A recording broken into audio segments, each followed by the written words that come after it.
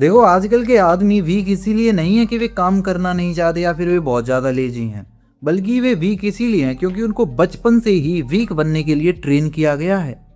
And सबसे बड़ी problem तो यह है कि तुम्हारी तरह मोस्ट ऑफ लोगों को इसके बारे में पता ही नहीं है कि उनकी लाइफ के साथ चल क्या रहा है। देखो ये जो वीडियो है उसको देखने के बाद तुम्हारा जो पर्सपेक्टिव है अपने आप को लेकर के, अपनी लाइफ को लेकर के, वो पूरी तरह से चेंज होने वाला है। क्योंकि अगर अब तक तुमको ये लगता था तुम ही आलसी हो, तुम ही नकारा हो, तुम ही निकम्मे हो, तो हो सकता है इस वीडियो को देखने के बाद तुम अपने आप पर डाउट करना छोड़ दो एंड ये जो सोसाइटी है, ये जो सिस्टम है, ये जो मैट्रिक्स है, उसका रियल गेम समझो। कैसे ये जो समाज है वो तुम लोगों को पेल रहा है एंड तुमको लगता है कि तुम में ही कुछ कमी है। देखो सबसे पहले बात करते हैं what is the real problem. आखिर प्रॉब्लम क्या है? देखो ये जो सोसाइटी है वो कभी भी स्ट्रॉन्ग मैन नहीं चाहती, क्योंकि अगर हम में से कोई स्ट्रॉन्ग मैन जो है वो सिस्टम में पहुंच गया तो पूरे सिस्टम को बदल के रख देगा। ये जो सारा गेम चल रहा है उसको चैलेंज कर सकता है, उसको क्वेश्चन कर सकता है। इसी वजह से सोसाइटी जो है वो कभी भी स्ट्रॉन्ग मैन नहीं चाहती, वो एक ओबीडियंट मैन चाहती है जो बिल्कुल ही चूतिया टाइप का आदमी हो, बिना क्वेश्चन करे इंस्ट्रक्शन फॉलो करे लाइक अ मशीन, जिसकी वजह से ये जो सिस्टम है वो स्मूथली रन करता रहे। जो टॉप पर बैठे हैं वो उनकी पोजीशन को चैलेंज करने वाला कोई पैदा ही ना हो। इसी वजह से सोसाइटी जो है वो बचपन से ही तुमको वायर करने में लग जाती है। ये जो सोसाइटी है वो तुम लोगों को रिस्क नहीं लेने देती। स्कूल में जाते हो तो तब तुमसे बोलते हैं कि लाइन में चलो, मूदने भी जाना है तो टीचर से परमिशन लेकर के जाना है। यस सर बोलना पड़ता है जॉब में जाकर के, अगर ऑफिस में जॉब करते हो तो। हम लोगों को बचपन से ही इस तरीके से मैनिपुलेट किया जाता है कि उनके अंदर डिसीजन लेने की जो क्षमता है वो बचती ही नहीं है। एंड फिर सामने बचती है एक रोबोटिक मशीन, जिससे जो वो लोग बोलेंगे वो करेगी, क्योंकि उसके पास उसके खुद के डिसीजन लेने की जो क्षमता है उसको तो बचपन से ही मार दिया। अब हम लोग डिस्कस करने वाले हैं कि कैसे तुम लोगों की डिसीजन लेने की क्षमता को, तुम्हारी पावर्स को, तुम्हारी मैस्कुलिनिटी को सप्रेस किया जाता है इन डिटेल। देखो एक आदमी को ये कभी सिखाया ही नहीं गया है कि कैसे स्टैंड लेना होता है, कैसे स्ट्रॉन्ग डिसीजन लेने होते हैं, कैसे अकेले रहना होता है, कैसे अगर पूरी दुनिया तुम्हारे खिलाफ हो फिर भी तुम्हें खड़े रहना होता है, कैसे इमोशनल स्ट्रेंथ हासिल करनी होती है। ये जो सारी इंपॉर्टेंट प्रॉपर्टीज हैं वो कभी भी आदमियों को सिखाई ही नहीं जाती, बल्कि उन्हें क्या सिखाया जाता है, किस तरीके से उनको प्रोग्राम किया जाता है। बचपन से ही उनको प्रोग्राम किया जाता है कि मार्क्स लाओ, सैलरी लो, नौकरी करो, वैलिडेशन लो और मर जाओ। लाइक यही जिंदगी है हम लोगों की। मार्क्स लाने हैं तो जॉब मिल जाएगी, जॉब पे एक फिक्स सैलरी मिलेगी, उस पर तुम्हें अपनी लाइफ गुजारनी है। स्कूल से ही तुम लोगों को बाहर करने में लगा दिया जाता है। मूतने भी जाओगे तो टीचर से पूछ के जाओगे। उसके बाद जब जॉब पे पहुंच जाओगे तो यस सर करनी पड़ेगी, वरना बॉस लात मार के भगा देगा।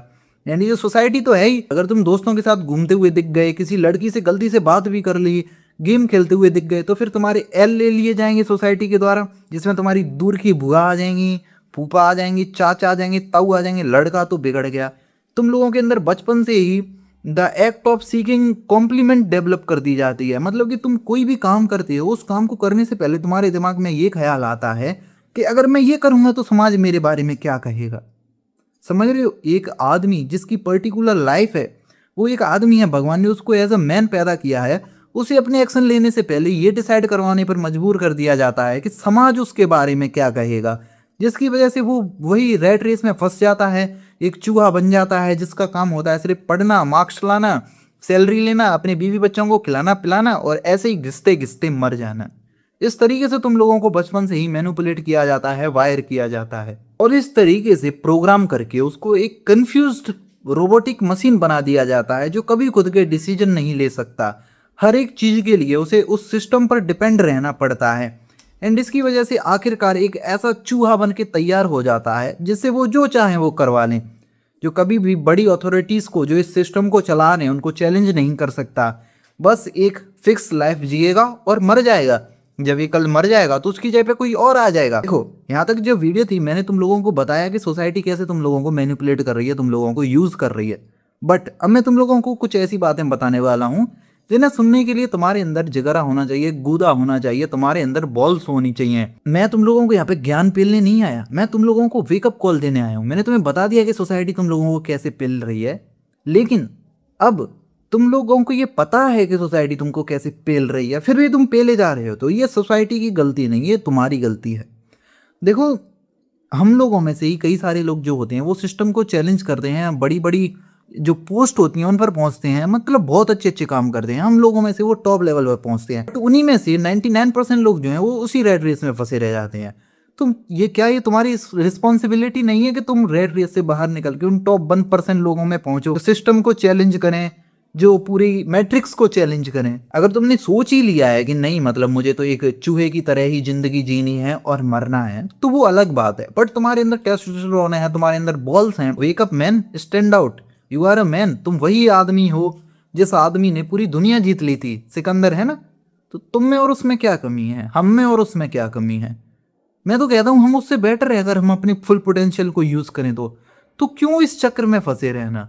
We should break it, we should break that boundaries, we should break that chains, and अपने लिए, अपने परिवार के लिए, अपने आगे आने वाली पीढ़ियों के लिए कुछ ऐसा करके मरना है कि ये जो समाज है वो हमें कई पीढ़ियों तक याद रखे।